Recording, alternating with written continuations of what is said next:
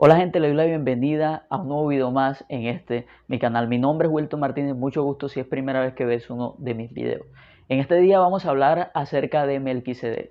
Este es un tema muy importante y que a muchas personas causa curiosidad. Personalmente a mí mucho tiempo estuve indagando, preguntándome acerca de quién era este personaje Melquisedec, del que poco se habla en la Biblia, pero se dice algunas cositas bastante interesantes de él. En el pensamiento judío, el pensamiento rabínico, ellos tienen la certeza de que Melquisedec se refiere a el hijo mayor de Noé, Sem. Pero el día de hoy vamos a estudiar un poco, a leer un poco lo que dice la Biblia acerca de Melquisedec y verás que vas a llegar junto conmigo a unas conclusiones que verdaderamente te van a explotar la cabeza. La primera vez que se habla de Melquisedec en la Biblia lo hace en el libro de Génesis, más exactamente el capítulo 14, luego de que la Biblia cuenta de que pelearon 5 reyes contra 4. Durante esa batalla fue capturado el sobrino de Lot, que estaba viviendo en las ciudades de Sodoma y Gomorra, y es allí donde le llega la noticia a Abraham y él va y liberta a su sobrino.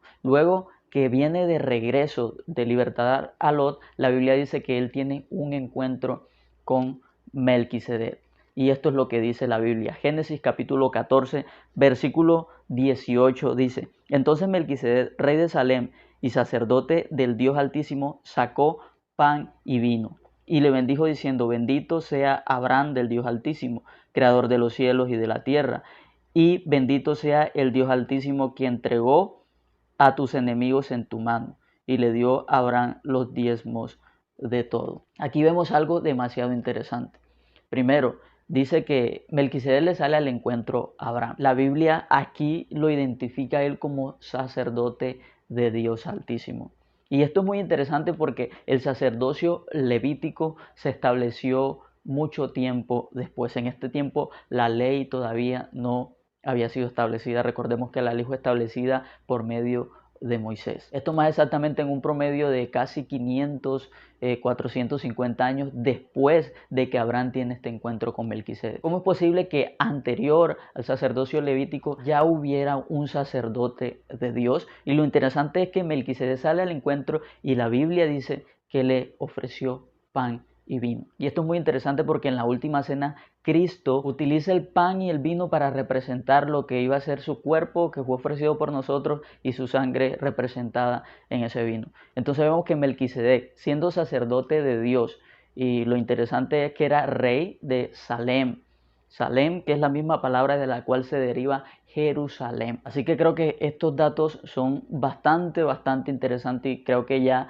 puedes ir pensando o relacionando a Melquisedec con Cristo en este sentido. Más adelante la Biblia dice algo en una profecía, un salmo que es mesiánico, se sabe que es un salmo profético del rey David, es el Salmo 110. En el versículo 4 dice: Juró Jehová y no se arrepentirá. Tú eres sacerdote para siempre según el orden de Melquisedec. Esto refiriéndose a Cristo, repito nuevamente, es un salmo mesiánico. O sea que David está diciendo que el Padre juró que Jesús iba a ser sacerdote para siempre, según el orden de Melquisedec. ¿Qué es un orden? Un orden es una sucesión. Así como ocurría en el sacerdocio levítico, que estaba Aarón, luego sus hijos, luego su descendencia. Así igualmente aquí la Biblia habla al respecto de que Jesús iba a seguir ese orden de Melquisedec. Pero la mayor revelación acerca de la identidad de Melquisedec creo que la encontramos en el libro de Hebreos capítulo 7. Aquí nos habla el apóstol Pablo. Debemos entender que Pablo, antes de ser seguidor de Jesús, fue una persona que se dedicó a estudiar la Torá en ese tiempo, se dedicó a estudiar las escrituras profundamente durante toda su vida prácticamente. Entonces vemos que es una persona que le gustaba mucho estudiar, le gustaba mucho indagar, le gustaba mucho tener conocimiento de profecía, tener conocimiento real, el conocimiento vivencial de lo que era la historia de Israel, de lo que creían sus ancestros, de lo que creían sus antepasados, de lo que estaba escrito en la ley. Y este mismo apóstol Pablo escribe en el libro de Hebreos capítulo 7, porque este Melquisedec, rey de Salem, sacerdote del Dios Altísimo, que salió a recibir a Abraham, que volvía de la derrota de los reyes, y le bendijo, a quien asimismo dio a Abraham los diezmos de todo, cuyo nombre significa primeramente Rey de justicia y también Rey de Salem, esto es, Rey de paz, sin padre, sin madre, sin genealogía, que ni tiene principio de días ni fin de vida, sino hecho semejante al Hijo de Dios, permanece sacerdote para siempre. Aquí hay algo muy interesante. Primero, los títulos que Pablo le da aquí a Melquisedec son los mismos títulos que se le otorgan a Cristo. Dice también Pablo aquí que no tiene ni principio ni fin, que es sin genealogía, que no tiene fin de días. Entonces vemos que en cierto sentido Pablo está diciendo que Melquisedec es eterno. Y esto es muy interesante, porque si vemos todo lo que existe, en algún momento Dios lo creó. O sea, es algo que no ha permanecido o que no ha estado desde siempre. Nosotros no hemos estado desde siempre. El planeta Tierra, el universo, no ha estado desde siempre. Tuvo un comienzo. Mas, sin embargo, acerca de Melquisedec, Pablo dice que no tiene ni principio ni fin. Y esto nos lleva a la conclusión de que indiscutiblemente tenemos que relacionar a Melquisedec con Cristo. O dicho de otra manera, tenemos que decir que Melquisedec fue una cristofanía.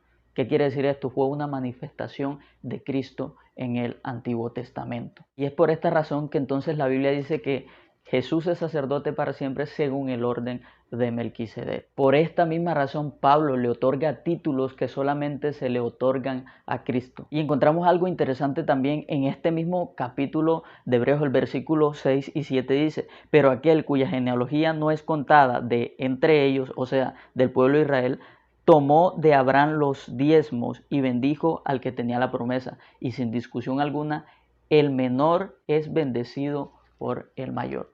Le da una posición a Melquisedec de mayor incluso que Abraham. En mi opinión personal considero que sí, realmente Melquisedec fue una manifestación de Cristo en el Antiguo Testamento. A lo largo de la Biblia encontramos en el Antiguo Testamento diferentes veces y momentos en los que Dios se manifestó.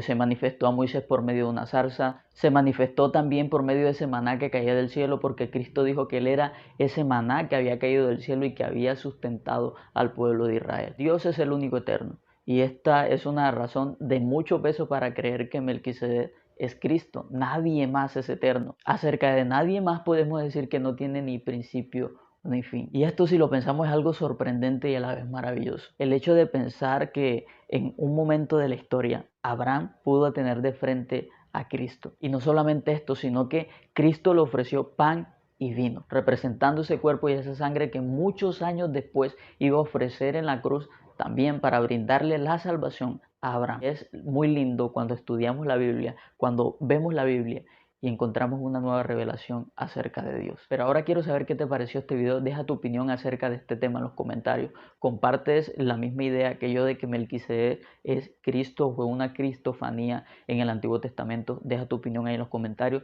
Suscríbete al canal si no lo has hecho. Comparte este video. Mi nombre es Wilton Martínez y nos vemos por aquí después.